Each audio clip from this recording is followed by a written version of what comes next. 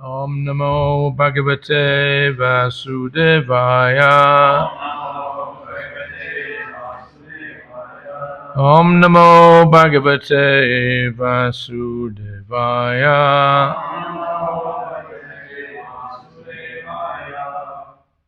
Srimad Bhagavatam Ki Jai.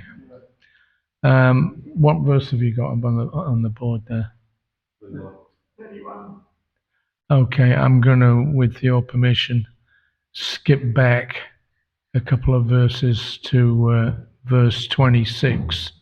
It's got there's a nice story attached to it, and it's got some very relevant information. So if you don't mind, I'll just go ahead. So this is third canto, chapter 4, text 26. Vidura approaches Maitreya. So I'm just going to read the English, I'll skip the Sanskrit. So in the translation, it says, Sri Uddhava said, "You may take lessons from the great learned sage Maitreya, who is nearby and who is worshipable for reception of transcendental knowledge. He was directly instructed by the Supreme Personality of Godhead, while the latter was about to quit this mortal world." So in the purport by Srila Prabhupada, although one may be well versed in transcendental science, one should be careful about the offense of Maryada Vyatikrama, or impertinently surpassing a greater personality. According to scriptural injunction, one should be very careful about transgressing the law of Mayada Vyatikrama, because by doing so, one loses his duration of life, his opulence, his fame and piety, and the blessings of the whole world. To be well versed in transcendental science necessitates awareness of the techniques of spiritual science. Uddhava, being well aware of all these technicalities of transcendental science, advised Vidura to approach Maitreya Rishi to receive transcendental knowledge. Vidura wanted to accept Uddhava as his spiritual master, but Uddhava did not accept the post because Vidura was as old as Uddhava's father, and therefore Uddhava could not accept him as his disciple, especially when Maitreya was present nearby. The rule is that in the presence of a higher personality, we should not be very eager to impart instructions, even if one is competent and well versed. So Uddhava decided to send an elderly person like Vidura to Maitreya, another elderly person, but one who was also well versed because he was directly instructed by the Lord while the Lord was about to quit this material world. Since both Uddhava and Maitreya were directly instructed by the Lord, both had the authority to become the spiritual master of Vidura or anyone else. But Maitreya, being elderly, had the first claim to become the spiritual master, especially for Vidura, who was much older than Uddhava. One should therefore not be eager to become a spiritual master cheaply for the sake of profit and fame, but should become a spiritual master only for the service of the Lord. The Lord never tolerates the impertinence of Maryada Vyatikrama. One should never pass over the honor due to an elderly spiritual master in the interests of one's own personal gain and fame. Impertinence on the part of the pseudo-spiritual master is very risky to progressive spiritual realization. So that's quite a powerful purport there by Srila Prabhupada, that one has to always be in the proper humble position and not try to surpass an older or more senior Vaishnava in his presence. So this actually Just give me a second. Here we go.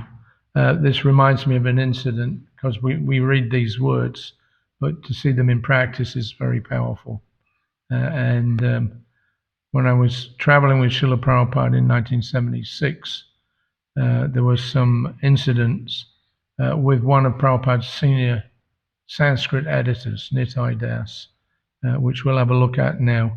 When Prabhupada got back to India after his last world tour, then we went to Vrindavan at the beginning of September, and Prabhupada had started to receive complaints about the behavior of one of his senior-most disciples, Nitai Das. Nitai was he was one of the Sanskrit editors, and he was learning Bengali, so he was well respected, and he'd been staying in Vrindavan to help develop the puja. Of course, the temple had only been opened about a year at that time. It was the first temple that we had big deities, 3 sets of big deities. So he was interested in doing the deity worship and developing that to the proper standard, I think in the Hari Bhakti Vilas. So in order to increase his learning in Sanskrit, apparently, he had started to visit some Goswami at Govardhana Hill, and he was taking instruction and advice from this Goswami, and the end result was that Nitai became a little inimical towards Prabhupada and inimical towards Prabhupada's disciples. So in the middle of the year, Gopal Krishna Maharaj, who was the GBC at that time, he had written to Prabhupada that Nitai was going outside for hearing from other people, and that set a bad example for our devotees, and they were also becoming disturbed that if Nitai can go out and hear whoever he wants, then we should be able to as well. So Prabhupada got quite concerned about it. He sent a letter saying that strictly no one can go outside for hearing from others. If you're not satisfied with the classes that are being given in our temple, then you can give another class, but you cannot go outside. So that was a letter directly to Nitai, although it was not a reply to anything that Nitai had sent Srila Prabhupada, but Prabhupada had got the information from Gopal Krishna and immediately wrote this unsolicited letter to Nitai. So when we arrived back in mid-August of 76, we came to Bombay from Tehran, and Nitai was there in Bombay for a few days. He came to see Srila Prabhupada. Prabhupada had instructed him, along with Giriraj Prabhu, who's Maharaj now, about setting up a library in the new Juhu Beach temple. So he was supposed to set this library up. Prabhupada gave him 4,000 rupees cash so he could go around and buy books that would be relevant for the development of our library.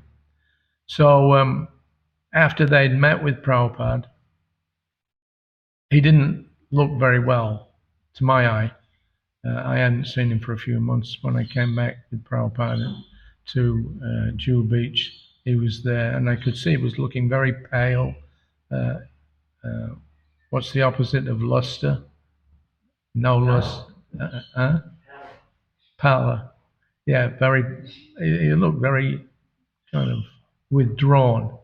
No vitality, no brightness. So I thought he was sick, and I asked him, are you okay? He said, yeah, I'm fine. So that was it. We went down, Prabhupada went down to Hyderabad and opened the temple there, observed his Guru Puja, and then we came back up to Delhi for Radhastami, and then we came to Vrindavan. So that was about the 2nd of September. So as soon as Prabhupada arrived back there, he started receiving complaints about the behavior of Nitai. So it wasn't clear at that point exactly what was going on, but he had withdrawn from his interaction with our ISKCON devotees. So Prabhupada was concerned about that. And one of the things that, in the early days at least in our Vrindavan temple, one of the strict rules that we followed was that nobody would go out to any other temple. Prabhupada told us, this is our temple, now we have to develop it. I want you to stay here on our land and develop the whole worship, etc. So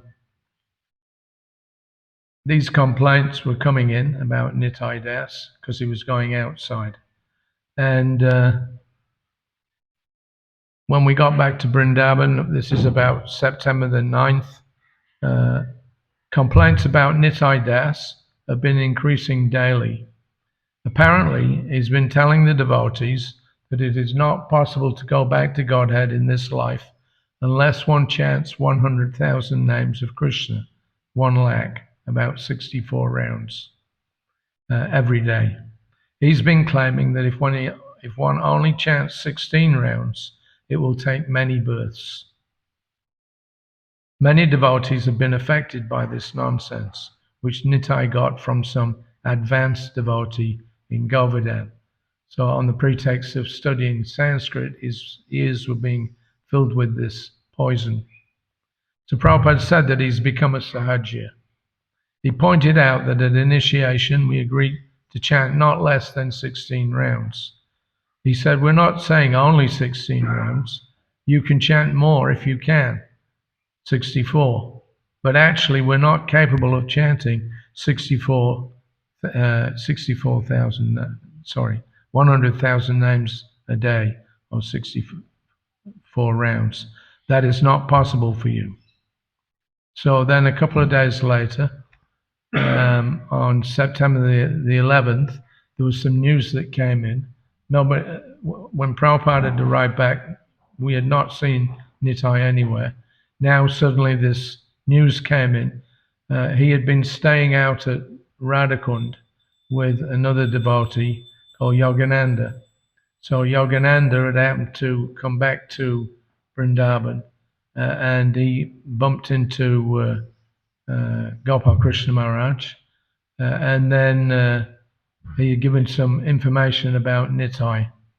So Yogananda told him that for the last few weeks he had not seen Nitai.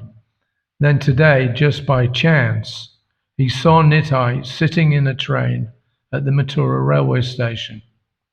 Nitai suddenly pulled out the 4,000 rupees that had been given in Bombay for purchasing books for the library, and he asked Yogananda to return that money to the temple.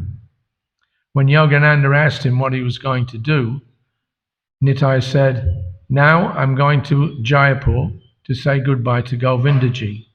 Then I'm going to Navadvip, and then I'm returning to America because my wife has sent me a ticket. Yogananda affirmed that Nitai has indeed left ISKCON. When Srila Prabhupada heard this news, he shook his head in disapproval. So the next day, September the 12th, then there was more discussion on the departure of Nitai. Of Lord Chaitanya means that you do what the Lord wants. So Prabhupada, Bhaktisiddhanta, Bhaktivinoda Thakur, Srila Prabhupada, they were all following the idea of developing the chanting of the Hare Krishna mantra and spreading it all over the world. And Prabhupada, of course, was tremendously successful at that. So still these people, they want to claim that that ISKCON people are preaching, that's less. If you sit and chant in a secluded place, then you are actually confidential to Lord Chaitanya. So Prabhupada's making this point here that if you're actually confidential in your relationship, then you should be out conducting the preaching of the holy name, because that's what Lord Chaitanya's mission actually is. So Nitai's next point was that Haridas Thakur was the Namacharya. Since he chanted 3 lakhs of names a day, we either have to imitate that or keep it as our goal. Nitai asserted that if we chant at least 1 lakh of names daily, then Krishna will automatically give us prema. But Prabhupada disagreed. He said that Bhaktisiddhanta condemned the idea of sitting down and chanting in one place as merely a cheating process adopted by unscrupulous persons desirous of obtaining name and fame as a so-called advanced devotee. He added that the idea that Krishna will automatically give prema is actually Kama Mimamsa philosophy. Krishna is not obliged to give prema to anybody, he said, no matter how many rounds they chant every day. Incredibly, and this is the main part that links up with the verse that we read out this morning. Incredibly, at the end of Nitai's letter, he had the audacity and hypocrisy to tell Srila Prabhupada that he was now going out to seek the shelter of some other great Mahatma in whom I can place greater faith. And he asked for Prabhupada's blessings so that I may advance more and more. This is, I mean, how bewildered and foolish this person became. He was Prabhupada's personal servant and secretary. And now he's saying, I'm going out to find somebody else who's better than you, and you should give me your blessings to do that. So Prabhupada's response was very strong. He said, yes, I bless you, you shall never advance. Because, well, I'll add a footnote in a minute. So he then, Prabhupada dictated a telegram to be sent to all the GBCs. Please let it be known that Nitai has become a venomous serpent. Be careful of him. Your ever well-wisher, A.C. Bhaktivedanta Swami. So that was Nitai's letter. All these points that he was making, Prabhupada refuted them. But the point is that Nitai was jumping over his own guru. Prabhupada had saved his life practically by spreading Krishna consciousness all over the world. He'd given him so much personal association, and yet this rascal then says, I want to find somebody better than you. So he's saying that you're less, and what he's learned now has made himself more. So he was very, offensive and bewildered. And after that, there were a few occasions when Prabhupada brought this point up. Let me just... So on September the 16th, this is a couple of days after that letter was received, Prabhupada was speaking on the Bhagavatam in the mornings, the story of Ashwatthama and the Brahmastra. So speaking about the power of sound naturally led Srila Prabhupada to speak of the ultimate mantra, Hare Krishna, Krishna Krishna, Hare Hare, Hare Rama, Rama Rama, Hare Hare. So if on the material platform or mental platform a mantra can act so wonderfully, so how much more spiritually a mantra can benefit you? You simply have to imagine. So this Hare Krishna mantra is completely spiritual. If you chant it spiritually enlivened, then surely it will act. Param Vijayate Sri Krishna Sankirtanam. It will act. Therefore, chanting is so important. There is no difference between Krishna, the Supreme Personality of Godhead, and His holy name. It requires a good brain to understand how Krishna can appear in a form which can be seen by us.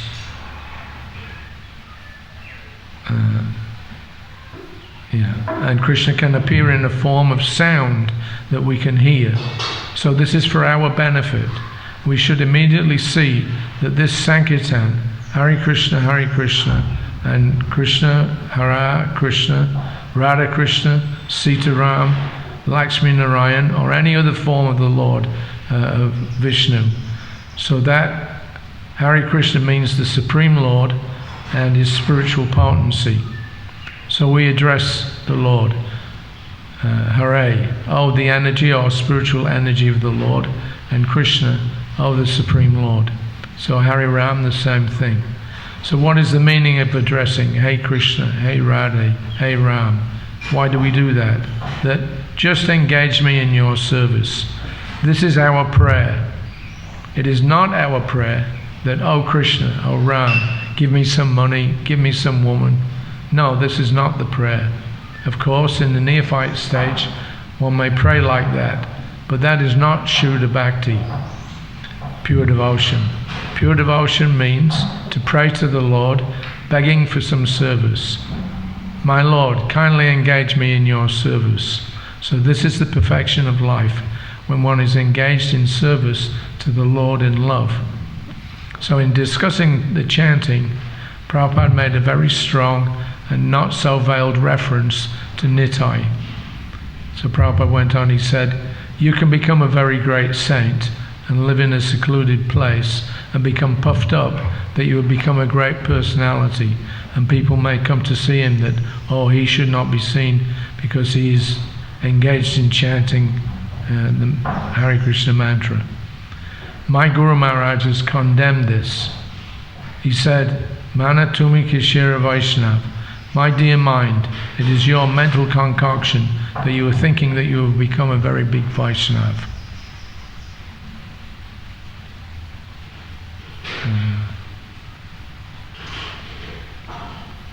You do not do anything, and you sit down in a secluded place, and imitating Haridas Thakur, you are chanting.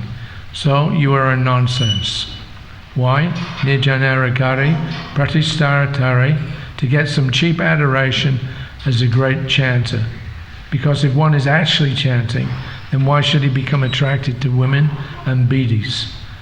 So that's a comment on some of the Babajis in Vrindavan district. You see they're supposedly chanting, and at the same time they smoke bidis and have so many bad habits.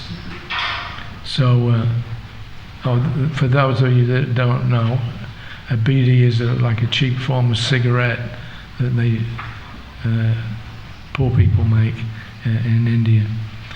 So, if he's actually in a position like Haridas Thakur, why should he be attracted by material things? That is a false show only. It is not possible for ordinary persons. Therefore, an ordinary person should be physically engaged. Not physical, but it's transcendental. But always busy in some business of Krishna consciousness. That is wanted. Not that, oh, I have become a great scholar, and now I have learned how to become a great Vaishnav, and I shall chant 64 rounds and think of my wife somewhere, and then goodbye to Govindaji and leave Vrindavan. So we all knew who he was referring to, and there was muted laughter amongst the audience. With an ironic smile, Prabhupada went on, this rascaldom do not follow. Govindaji drives away such rascals from Vrindavan. So Vrindavan, one who is living in Vrindavan, he must be very anxious how to spread the glories of Vrindavan Chandra all over the world. That is wanted. Not that Vrindavan Chandra is my private property and I sit down in a place and lick up. No, that is not wanted. That is condemned by my Guru Maharaj. He says, what kind of Vaishnav rascal you are. Simply for cheap adoration, you are living in a secluded place. Tava Hari Nama Kevala Kaitava. Your chanting of the so-called Hare Krishna mantra is simply cheating. He has said that. So one must be ready to preach very vigorously, and that is Chaitanya Mahaprabhu's also order. Chaitanya Mahaprabhu never said that you chant, means only chant. He has certainly given the chanting, but for his mission, as far as that is concerned, he says, every one of you become a guru. Amara Agaya Guru Hanatare Desh, and deliver the people so that they can understand what is Krishna. Jita Nagaradigram. That is his mission. It is not that I become a big Vaishnav and sit down and imitate. This is all rascaldom. So don't follow these things. At least we cannot advise you in this way. We have learned from our Guru Maharaj that preaching is a very, very important thing. And when one is actually an experienced preacher, then he is able to sit and chant the Hare Krishna mantra without any offense.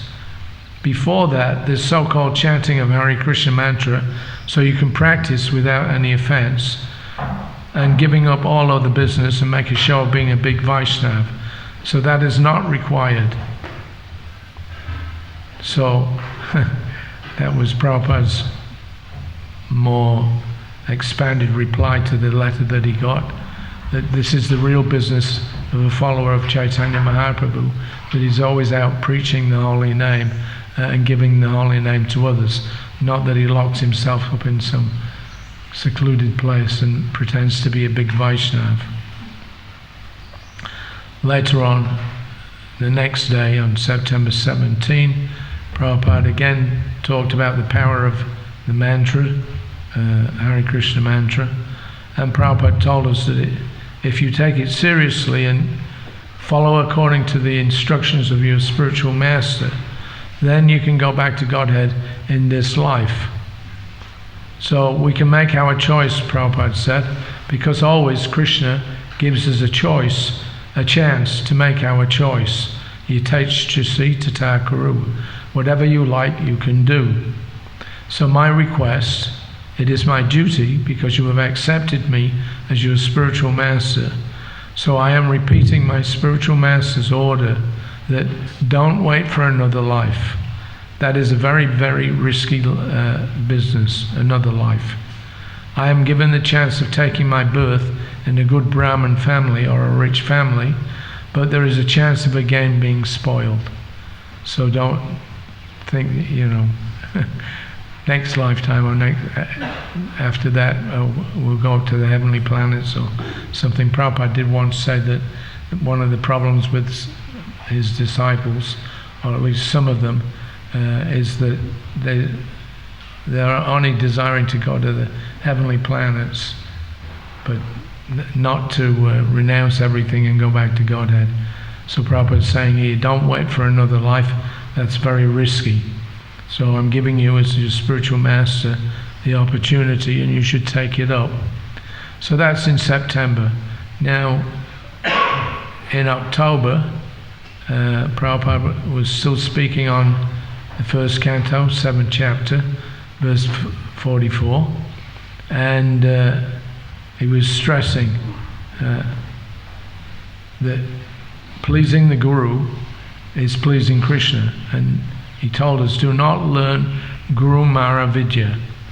So Pradyumna, who was Prabhupada's Sanskrit editor, he used to read out the verse at the beginning of class. So he chanted the verse, and then Prabhupada began to speak. He said, this is also Vedic civilization, that if you are benefited by somebody, you should always remain obliged to him. Shikshito yad anugrahat. There is one Bengali proverb, Guru Mara Vidya, similar to the Guru. You learn from him first of all, and then kill him. Don't care for the Guru. So this is demonic.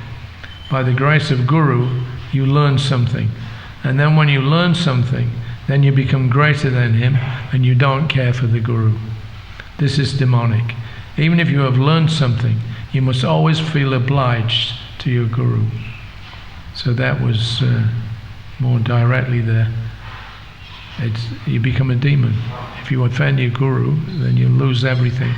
And that Prabhupada mentions a little further up. Let me just find this.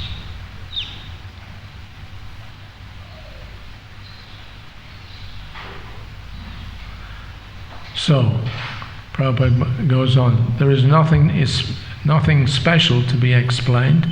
The only important part of this verse is that do not learn Guru Mara Vidya. Even if you become more learned than your Guru, you should not exhibit it before the Guru. You should always remain a fool number one. Just like Chaitanya Mahaprabhu has shown himself by his example.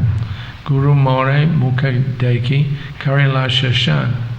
Chaitanya Mahaprabhu was not a murkha, but he has taught us that before the Guru, one should always remain a murkha, means a fool. That is advancement, not that I know more than my Guru, I don't care for my Guru, and now give me blessing that I can find out some better Guru. I don't care for Guru, now give me that blessing. So this is nonsense. If your Guru is not perfect, then why you're asking for his blessings to find another? So anyway, this Guru Maravidya should be avoided. This is the instruction in this verse that we can get, and this is the Vedic way. It is not that Draupadi, I'll skip that a bit. Then he gave the example of Vallabhacharya, who had made a claim that he had written a better commentary than Sridhar Swami. So Chaitanya Mahaprabhu would immediately become offended that, oh, you think you would become more than Sridhar Swami? You don't care for Swami? So he remarked immediately. So this is the system. You cannot overrule the Acharya. Acharyo Pasanam. Acharya should be always worshipped. Even if, by ABCD, you will become more learned than the Acharya, that is not possible, but if foolishly you think like that, still you should not exhibit your foolishness that you know more than the Acharya. That is Chaitanya Mahaprabhu's example, that the more we remain ignorant and foolish before the Acharya or before the Guru, then the more we advance. Real success is how one is faithful to his Guru, and this is the real success. Yashadeve parabhaktir yata deve tata guru. It is not by education or grammatical knowledge that you can learn anything. No, it is by the grace of the Supreme Personality of Godhead, and that grace comes down through the grace of the Guru. That grace also does not come directly. We should not be neglecting on this point. Yashadeve parabhaktir yata deve tata guru tashaiti katita yata prakashante mahatmana.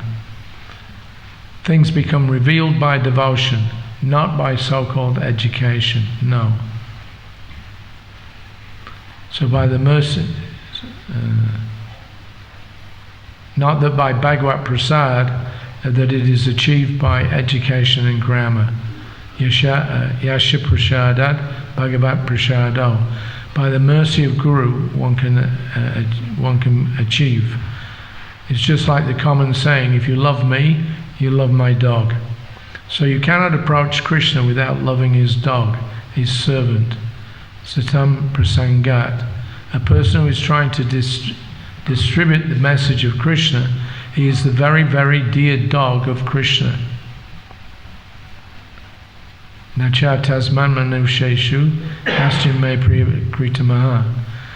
It doesn't matter how far he is advanced in education, how far he has learned the grammar. These are not the things. The thing is, how far is he working to carry out the mission of Krishna?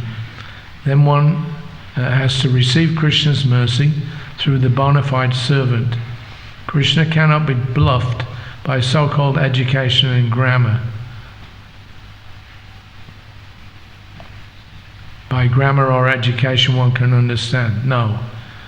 He never says that. Bhakya mam abhijanati yavanyas chasmi tatwata. We should become educated, we should be very careful, but the real thing is the bhakti. Bhajate mam ananyabhak.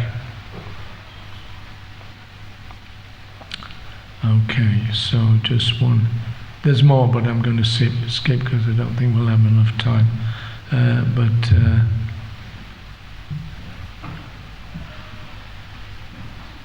There's two more points here.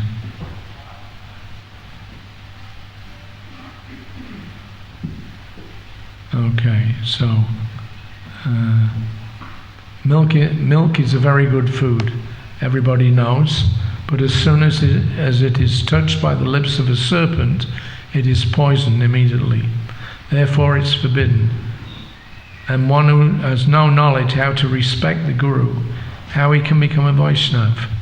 Chariya Vaishnava Seva Nishtara Payechikeba. Narottam Das Thakur says, if you don't become a faithful servant of the Vaishnav, there is no possibility of your liberation. Our determination should be to serve the previous Guru and the Acharya. Evam Parampara Praptam. That is our determination. Tandara Charana Sevi. Our service is not directly to Krishna, because to serve Krishna, to serve the Vaishnav is more than serving Krishna directly. Madbhakta Pujabhyadika. Krishna likes that. He does not accept anybody's service directly. So, okay, so that gives us a proper understanding of how to approach Krishna through the process of parampara. If we don't do that, then it's a great risk. And I think Jayapataka Maharaj, he said that he heard Prabhupada say that Nitai will not go back to Godhead for many kalpas of births. Let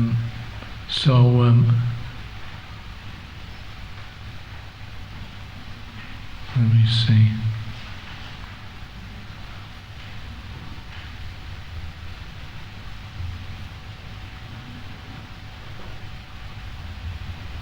There was at least four or five times after this incident, Prabhupada mentioned about the foolishness of his fallen disciple, and let's see if I can find it. Sometime in the 1990s, I can't remember exactly when, but Nitai is his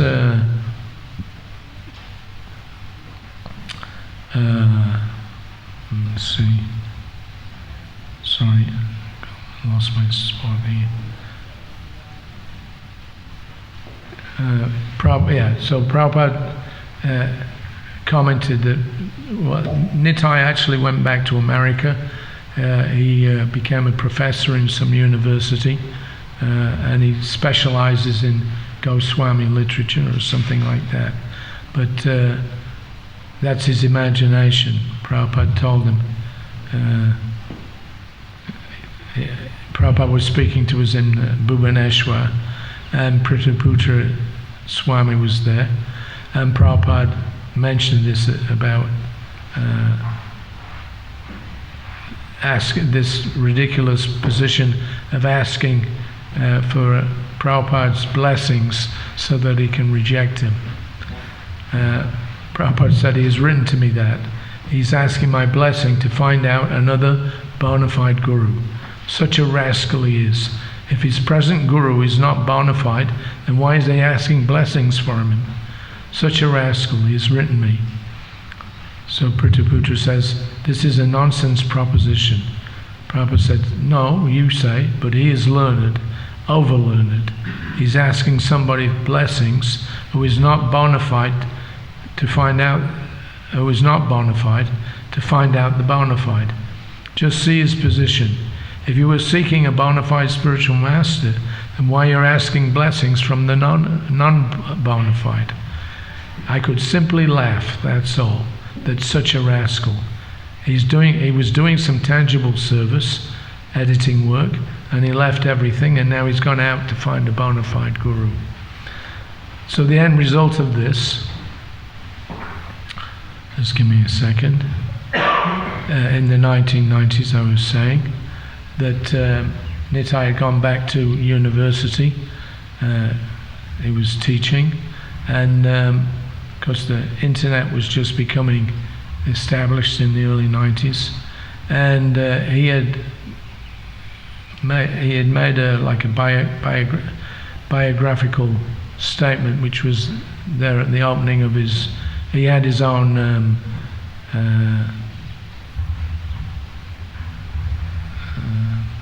what do you call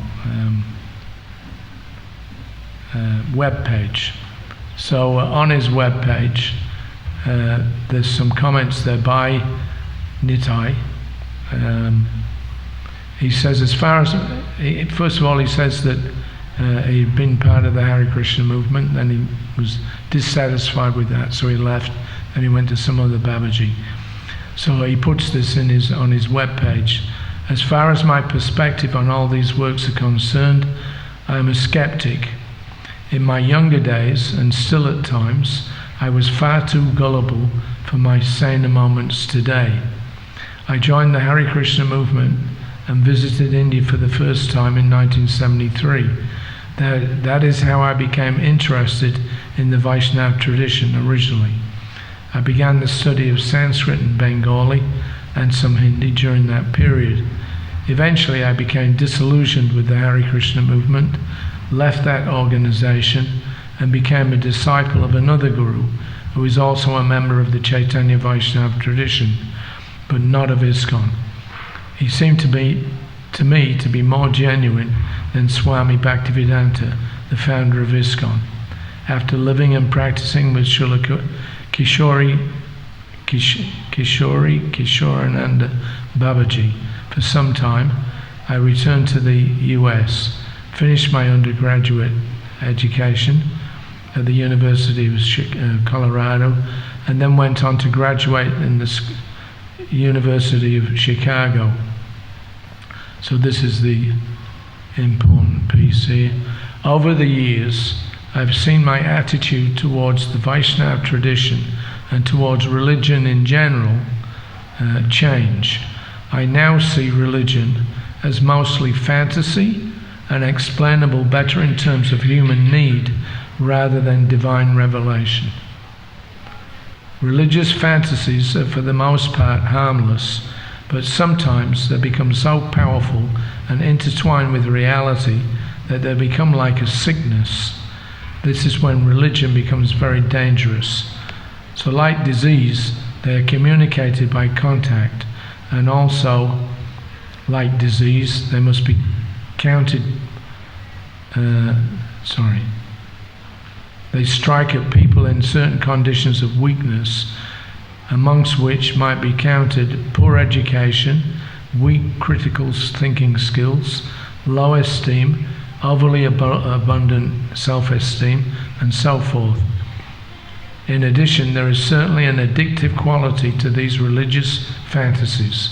When one recognizes them as fantasies and as unlikely to be true, one often still longs after the comfort and occasional euphoria that they may bring. Perhaps that is why I find myself still fascinated by the Vaishnava fantasies found in these texts, or by the fantasy of Brahman found in the Vedanta. The procedure adopted here is the minimalist one of recognizing the fact of someone's expression of belief without mistaking that fact as evidence of truth. In other words, religious belief remains a fantasy until proven otherwise, and the standard of proof used here is empirical. So that's what happens to you when you offend your guru. You go to hell. Prabhupada said he won't go back to Godhead for many kalpas of births. This is why. Because the man became an atheist. So we have to be very careful. And that was, of course, the situation there with Vidura, Maitreya and Uddhava, that the proper etiquette be established. Although they were all certainly equal in terms of learning, but still this etiquette of not jumping over a senior to oneself, that is being observed by Krishna in this section of the Bhagavatam, or in this commentary that Prabhupada's giving there, that we should be very, very careful about how we deal with the Vaishnava acharyas and gurus and senior Vaishnavas. So it's 8:30. We're supposed to finish, are we, at this point? So I'm going to stop at this one. Just one last thing. Last year, I published a new book about Srila Prabhupada. This is Back to Vrindavan. This is the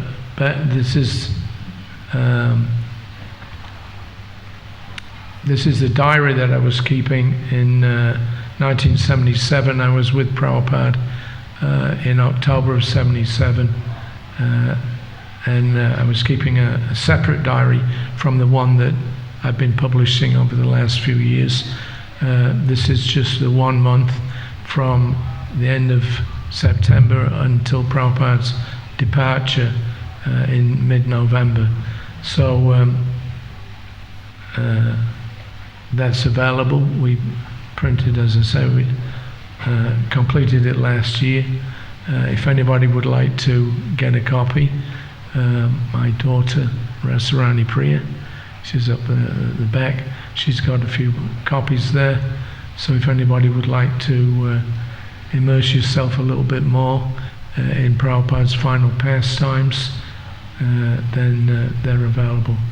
And Rupa Raghunath Prabhu has copies of the other diary, Transcendental Diary, with him. So if anybody would like to avail themselves, dive deeper into the more intimate aspects of Prabhupada's service, then you're quite welcome to get one of these books from my daughter Rasarani. So thank you all very much. We have to stop there. Srila Prabhupada ki jai.